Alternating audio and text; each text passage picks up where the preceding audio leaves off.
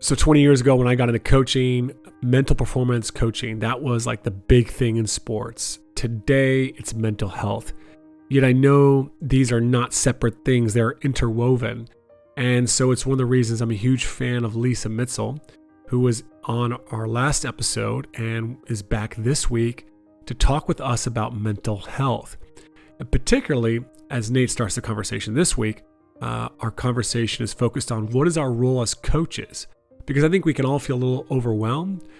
Some of us in some sports, we have teams of 40 to 60 athletes, and we might even struggle as it is just to learn all their names, much less keep up with their mental state. The great news is everything Lisa shares today is very doable for us as coaches and parents. In fact, at the end of today's episode, she's going to share about her equipment, which I am really excited about and looking forward to getting some myself. Welcome to the Coaching Culture Podcast. I'm your host, JP Nurbin, and I'm joined by my friend and co-host, Nate Sanderson. The mission of this podcast is to help you become a better leader and build a better culture. In addition to this podcast, I'm the founder of TOC, which provides one-on-one coaching and consulting for leaders. Learn more about us at tocculture.com. This episode is brought to you by the TOC newsletter. Every Thursday, our newsletter includes two things you don't want to miss out on. Firstly, the notes to that week's podcast episode. Whether you're listening while driving the car, out for a run, or doing the dishes, we don't want you to miss the biggest takeaways from each episode. Secondly, each newsletter is a short article from myself or Nate on leadership and culture. These articles are designed to inspire, encourage, and provide practical insights into leadership and culture building. Our content is a perfect fit for anyone who wants to stay up to date with the latest trends and insights in culture building. You can subscribe to the newsletter at tocculture.com or by clicking on the link in the details of each episode. Well, I want to shift gears here for just a second and kind of come back to the topic of mental health. I think that, as we've mentioned, the awareness of that, particularly since the pandemic, I mean, that was kind of this, massive moment where everybody started thinking, what effect is this going to have on our students and on our kids and as our adults, that are confined to their homes for a while. So there's this greater awareness around just the need and the understanding that there's more and more of an obstacle or battle or challenge here, maybe than what we used to talk about even 5 years ago. But I think a lot of coaches might sit back and wonder, okay, I'm aware, I'm trying to be more aware of where my athletes are at in terms of their mental health, but what's my role in that? In other words, how attuned do I need to be to each individual and their levels of anxiety and things like that? And I've got 40 guys on my roster. I've got 15 basketball players. I've got 100 football players. What's the role of the coach, in that sort of arena? The role of the coach to me is to constantly create connections, whether it's connections with themselves and the thought and the strategy, or it's connections with the team.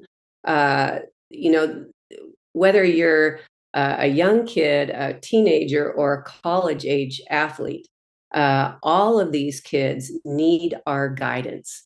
They need us to help give them options. Okay, here are some options, right? So that they can then make the choice and make the connections in their mind. They can make the connections with each other. Okay, this is what we're going to do. All right, I want to see you two guys play off of each other, and you go there and you go there. If we don't guide them at all, then they're struggling to figure things out on their own. So to me, it's giving them options, whether, again, that's game strategy, mental strategies, mental health suggestions, right? Is helping them to make those mental connections by giving them options, by structuring different exercises, whether that's a team talk, whether it's a team bonding activity. There's a Dr. Lisa Damore, and she is just, I have grown to really, really appreciate her, and I follow her on social media. I haven't gotten her book yet, but I want to. She wrote a book called The Emotional Lives of Teens. And she talks about, especially from the COVID experience, is that Teenagers need, for their healthy development, and of course this goes up into college age, right? For their healthy development, they need to have social connection and they need to feel independent. They need to be developing themselves independently. And so when we talk about what is the coach's role, okay, independently, how am I helping this student athlete develop their mind, their decision making, their sense of leadership, even if it's just leading themselves, right? How am I help? The coach's role is, how am I helping this uh, student athlete create meaningful connections with their teammates? It's not just that, you both saw the same movie, right? Or that you both went to the same party or you're both taking the same class. It's, how can we create more meaning? And whether that's through community service, whether that's through sharing deep experiences. When I went on my recruiting trip to the University of Utah, and I was 17, and my coach Greg Marsden had the team go and do a very short practice the day before a competition. So I'm there attending the short practice. It's in the Huntsman Center, seats over 15,000 people, I guess, because I was just there watching for the first time. They looked sloppy. They were not clean. They were falling off. They looked distracted. And so after about 15, 20 minutes, he goes, "That's enough. That's enough. Everybody off. We're going outside." Now, I was a club gymnast, and coaches never just stopped you and made everybody go outside. And then we proceeded to sit down in an outdoor plaza area, just on the ground, on the cement by some trees and different things. And he started a team meeting, like a conversation. And he said, "All right, I know that there's a lot on your mind. There's a lot of stress. Here we are at this point in the season, right? We're going to take some time here for each one of you to share what's on your mind and get it out." He said, "I know that there's some people graduating early, so we're going to lose some team members. Some people maybe have some injuries. I want everybody to take a turn and get it off your chest." And to me, this was an excellent, now here I am later, decades later, this was an excellent opportunity to practice compassion for each other, right? And when we practice compassion for each other, that's the beginning of learning self-compassion, right? Because it's much easier for us to be very kind to a friend who's struggling versus being kind to ourselves when we're struggling. We usually beat ourselves up. What's wrong with me? Why can't I do that? I'm lazy. I'm slow. Right.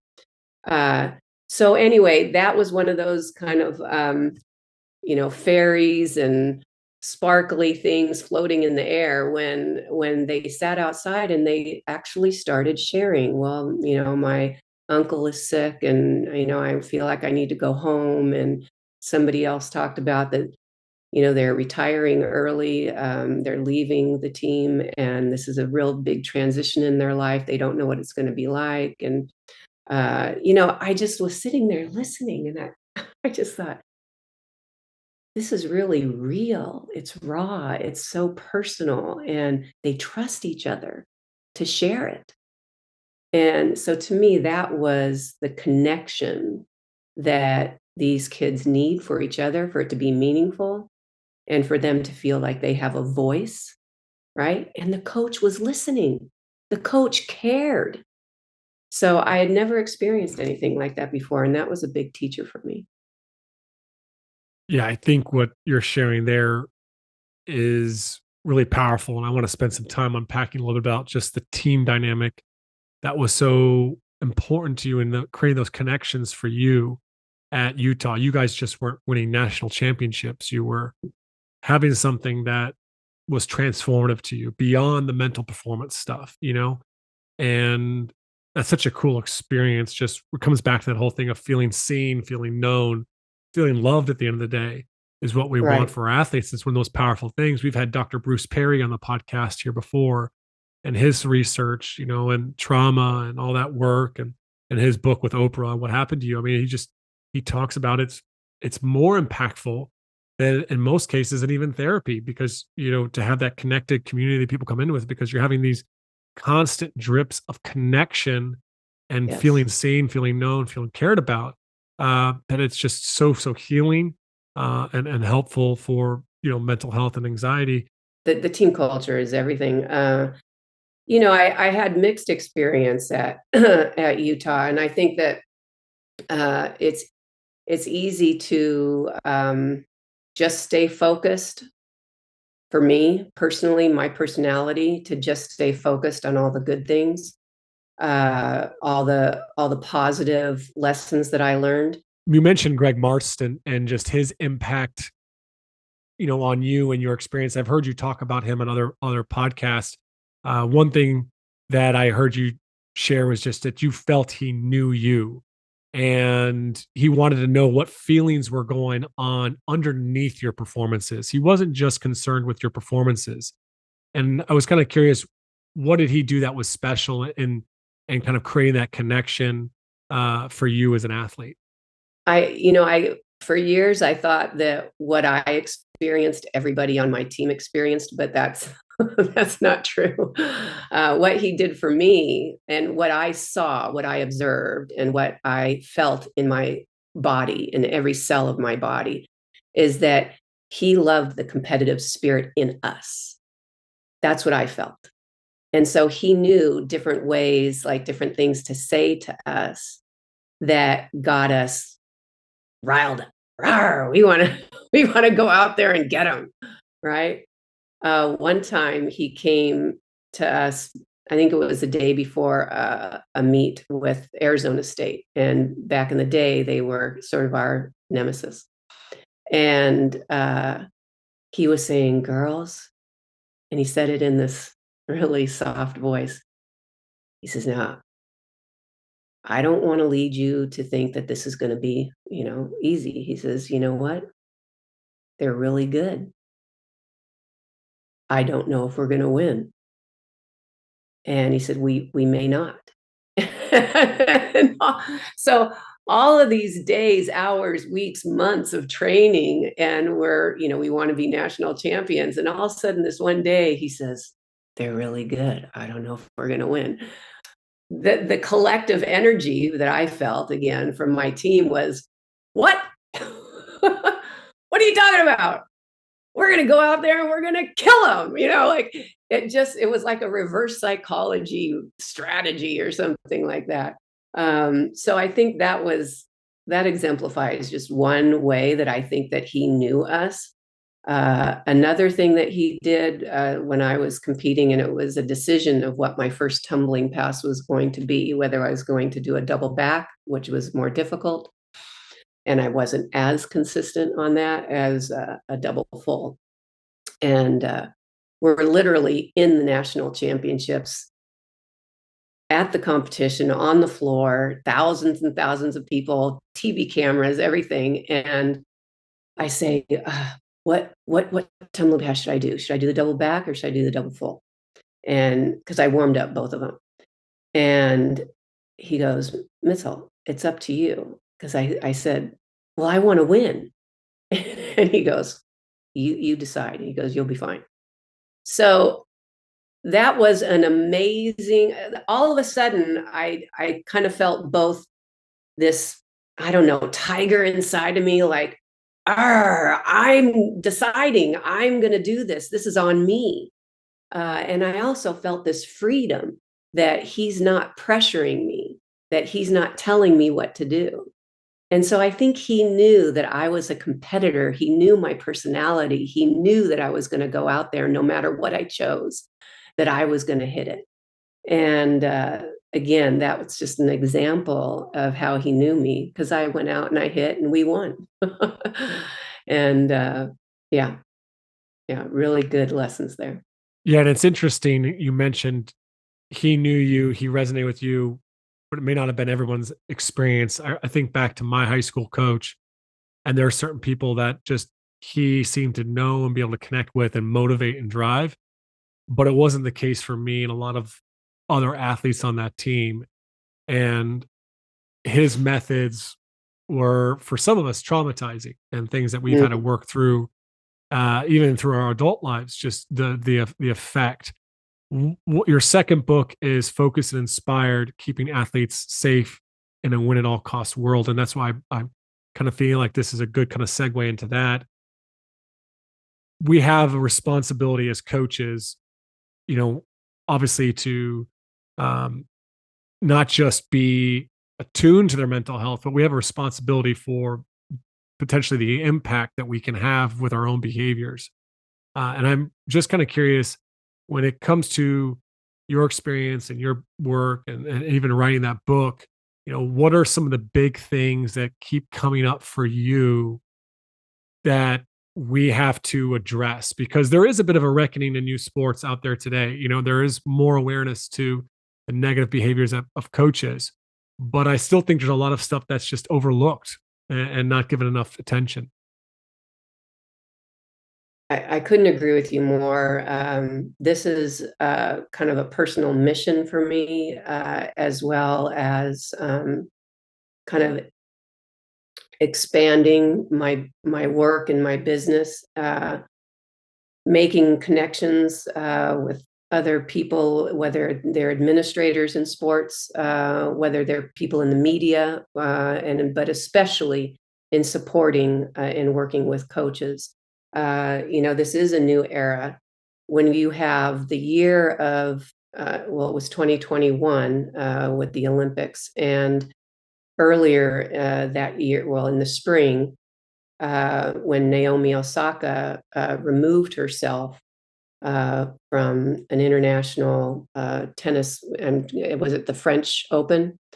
And she was saying for mental health reasons, because it was absolutely stressful for her to go to the press conferences, and then they fined her. But she spoke up and she said that her mental health was so important. And I just thought, wow, what an amazing, amazing human being to be that brave and to speak up for yourself. And, there was all kinds of negative talk in the social media and the press about her decision, that she was, being elitist, and that she gets paid thousands and thousands of dollars and hundreds and thousands of dollars, right? Millions of dollars. So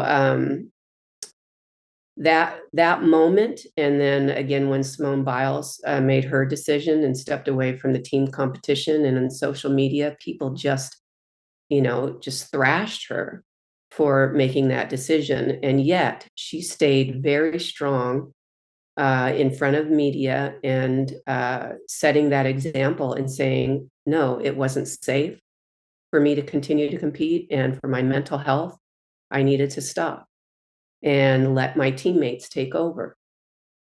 So this is a new era. I mean, I wrote the book, Focused and Inspired, just as the Larry Nassar case was unfolding in the media.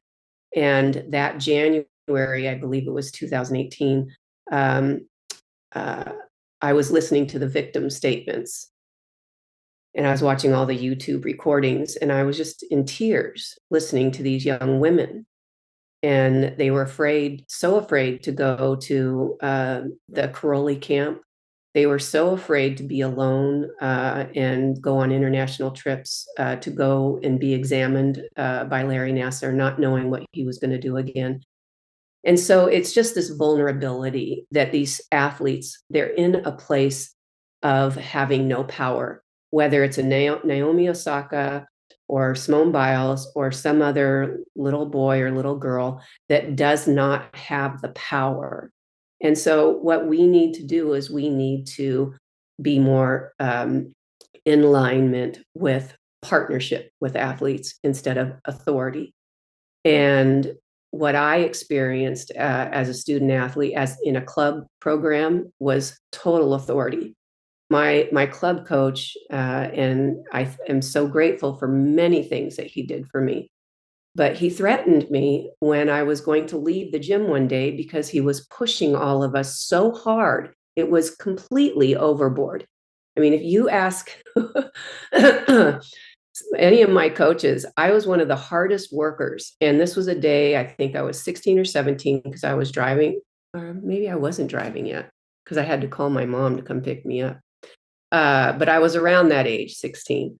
And I could hear my other teammates who were all younger than me. I was the oldest on the team, starting to cry, whimper. They were not able to continue. Our coach was yelling, okay, we're going to do more, and threatening, and this is not. And so I got up and I said, this isn't okay. This is too much. So even as a teenager, I was kind of a little bit of a rebel, but I stood up for my teammates and I stood up for myself. And I went to the locker room, got my bag, went over to the door, and he said, God damn it, Mitzel, if you leave, you're never coming back to this gym again, ever. And it was yelling at me across the gym. And I became stone. I became like a statue. I became frozen in a moment that I didn't know what to do. And I had nobody to help me in that moment, nobody to stand up for me or with me. And so I ended up staying, and I allowed it to happen. And yet I didn't know what to do. And so in this era right now, we're still doing this in some ways on different levels, different programs. At the University of Utah, which I support, I love. I'm very sad right now that there's been an investigation and that there have been some student athletes that have been severely hurt, and I think that there's good reason to create big change, and education, and require coaches in their development to be more in tune, aware, and ready to apply tools for the reasons of mental health and wellness in sport at the highest level. I want to ask just a quick follow-up to that from a little bit different angle. JP and I are both parents, and I've got a daughter that's 9 years old, and she's getting into softball and playing basketball. And I think there's an uncertainty as a sports parent, and I'm, been coaching for a long time, but now I'm trying to figure out how do I navigate this from a different chair, in a sense, in her life. When somebody comes home and maybe not in such an extreme case of being, bullied or threatened or something like that, but kids come home and they're stressed from their sports experience because of their teammates or their coach or their failure or whatever it might be. What advice would you give to parents? Like, what's the supportive role of a parent when you have a dysregulated child that comes home? And of course, my parenting instinct says I want to fix and comfort and make this right, but that's not necessarily always the role either. So what kind of guidance do you give to parents, sports parents in particular, when we see our kids going through those stresses? Thank you. Yeah, I love working with the parents and doing parent seminars. I think parents are so excited about their kids doing sports and all different kinds of activities. They're excited about their kids developing and learning. They're excited about their kids achieving, right? Because in essence, we tend to feel like when our kids are learning and growing and achieving, that's when they're growing their most confidence, right? But that's not necessarily the case. It's kids learn to feel, like I talked about before, more in control and more confident when they can manage the struggles, okay? When they can manage their emotions. So way before they come home, it's about being proactive. What is my family culture? What's my family value? Is it just about achievement and figuring this out and rescuing my kids so that they can quickly get back? Or is my value and maybe my personal philosophy about how can I teach my kids, how can I role model to my children that we all have emotions, that we all have struggles, and what are the steps? What are the ways that we can practice getting calm so that we can get to a place of reflection, clear thinking, because when you come home and you're having a struggle, all right, so let's decompress, right? The last thing you want to do is say, what's happening? Okay. The first thing you want to do is say, what can I do for you? Right? How can I be here for you? Because like we talked about on a larger scale in coaching, is it's about relationship connection with the athlete first before you start pushing them or coaching them. I know somebody who even says don't push them, right? It's offering challenges. So here's a challenge for a family. Do you spend any quiet time together? This is one of the most important things that I start with when I work with parent and child. As I said, does your family have any quiet time together? And I'll say, and what that might look like is no screens. Okay. Uh, if you are doing some kind of a light chore, like folding socks together, that could be part of quiet time. But it might be like in the winter, having a fire in the fireplace, listening to music. If a family is walking out in nature together, if a family is quiet together in their backyard, watching the dog play, if their family, but it's easy downtime, it's quiet time. And so when your family does that, I recommend 20 to 30 minutes a week. And maybe that's not possible. Start with 10 minutes, right? Start with 10, set a timer. And when you teach your children that, you're actually teaching them how to feel safe. And when a child comes home from a practice and they're struggling and they're frustrated, or now they think the whole season is, blown, they've totally blown it, they're not in the lineup, whatever it is, right? Let's come to a place of feeling peaceful. Let's do that first. And if you need to go to your room and listen to some music, and then you want to come back and talk to me, if you need something to eat, let's get you something to eat. It's nurturing their spirit, so to speak, so that they have a place that they can go to inside. And then that's when you can actually connect and talk. And then you can be a source of wisdom, a source of light. You can offer them options, right? Or you can just listen, right? Because sometimes they just need to vent and get it out, and wait till the next day to think about options, you know? I love that. That's even something I'm sure we could create space and quiet time with our team. Um, I look forward to not having a 2-year-old and be able to find some peaceful time, because there's not a lot of quiet time with this 2-year-old. I'll just tell you that right now. Um, I love that. I think at the core, as coaches, we're always looking to see how can we challenge our players? How can we push them to the next level? Like, we often feel like that's our role. And I think there is, same as parents, we have that role to challenge our kids to help, push them towards some growth. But what you're talking about there is really just coming in there and having that support piece, building that relationship. That's so important. And when you have that, oftentimes you don't have to challenge as nearly as much as you think you do, when you create that space and that connection. Well, we develop kids to be on task. We develop kids. This is a common culture, is to figure it out, make it better, and shine, instead of sit with it. Let's just feel what we're feeling. It's okay. It's okay to have these feelings, because most of the time what we find is that a team or an individual player at the highest level or at the middle level, right, that they didn't lose because they didn't have the talent, right? Usually teams, and whether it's tennis players, basketball players, football players, gymnasts, it's not typical that they lost because they didn't have enough talent. It's typical that somebody wasn't either focused, they didn't feel ready, they were doubting themselves, they were distracted, they had something else going on in their mind. And so that affects the feeling in the body. I don't feel confident. I don't feel strong. I don't feel connected. I feel, they're not in flow.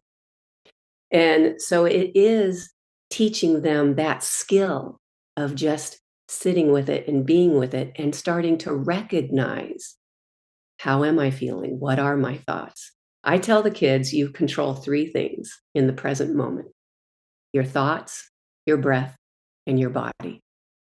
And then they repeat it. I say, okay, now you say that.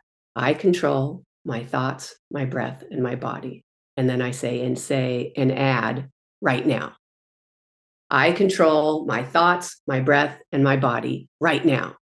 Right. And we yell it, we clap it, we dance it, I control my thoughts, my breath, and my body right now. Right.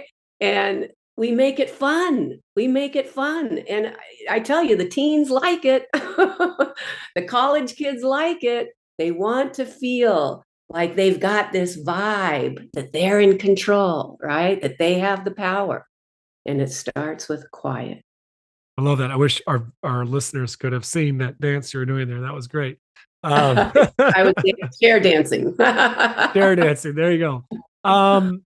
So as we're wrapping up here, you have given us so much value and so much of your time. You've also got a lot of other tools, equipment, stuff out there through your business, Zen Tiger Mind. So yeah, could you share a little bit about what it is out, that you're offering for coaches? Because I think there is so much of us, because I think so many of us are really just trying to be focused so often on our sport. We're trying to be on the cutting edge of the technically how we teach things. And now, oh wait, we got to throw in the mental side. So yeah, what type of stuff do you offer coaches? Thank you. I have been doing the mental training and coaching gymnastics, and I've been physically in the gym, different locations across the country, even some international visits. And I can't be everywhere. You can't be everywhere. Physically, that's a challenge, right? I can only be in one place at one time. And I had a light bulb moment a few years back when I was at a gym, and I was doing clinics for gymnasts, seminars for coaches, and also for parents. I did different groups. And when I had the parents, they were talking about how their kids were so nervous for competition. Their kids just completely changed. They were great in practice, but then they'd get into competition and just fall apart, right? My kid doesn't have confidence. I had about 30 parents. And I had noticed on a wall about 20 feet away, 30 feet, that they had stuck some stapled pieces of paper, and I just flipped through it, and it was scores. Scores are not about the process, about the child. It is about how we view them and how we judge them. Oh, they got a 9.5. Oh, they only got a 7, right? Where does it say on the wall, it's okay to make a mistake? Where does it say on the wall, I am patient when I'm in a struggle? Where does it say on the wall, I am strong inside and out? I said, because here, this is what gives them more stress, is the scores. They're thinking about the results.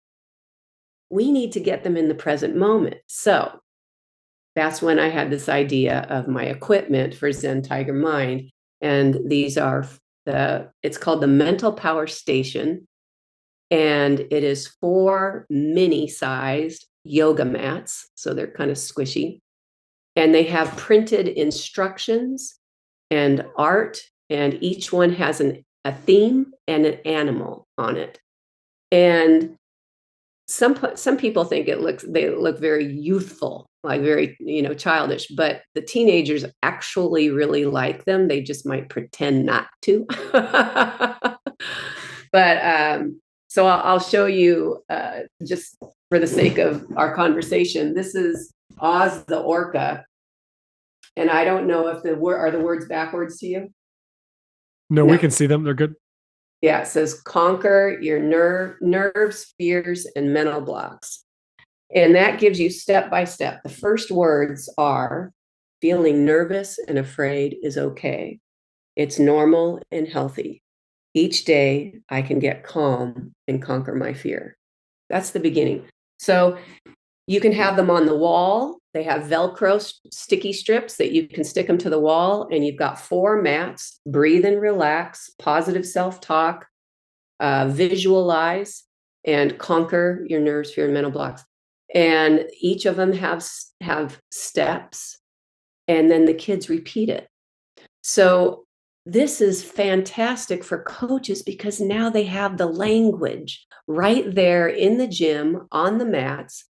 They can pull them off the wall, go take them to anywhere that they are in the gym or in any sport, so that they're multifunctional.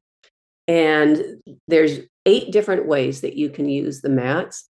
The kids can use them organically, and in between turns, just go over and for 30 seconds, go through the breathe and relax exercise. It teaches them how to breathe and then notice. I breathe in, I feel the air go in. I breathe out, I feel the air go out.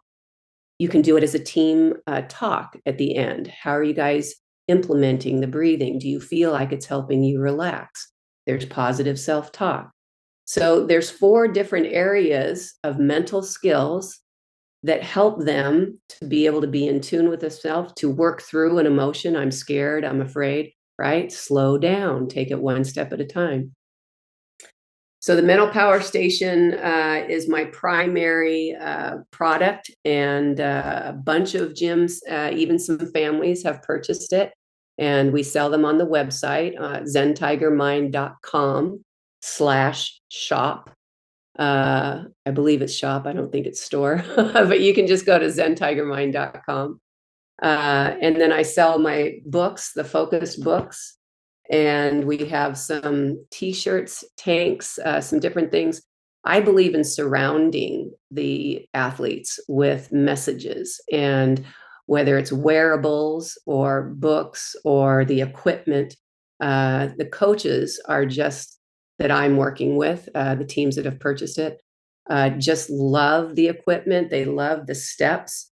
I am smart, kind, and helpful. I'm focused, the positive self-talk. These kids need to practice it, right? They need to create these neurons and synapses that it's familiar, it's easy to apply, and then it's right there in their mind to use it when they need it.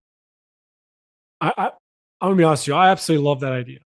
I'm so glad you shared those tools with us, because when I think about what athletes need for growth, what I needed, when I was a young teenage boy and I was triggered emotionally and I was losing my temper and I was getting into it with a teammate, or I was talking back to my coach, I didn't need to be put on the line and run.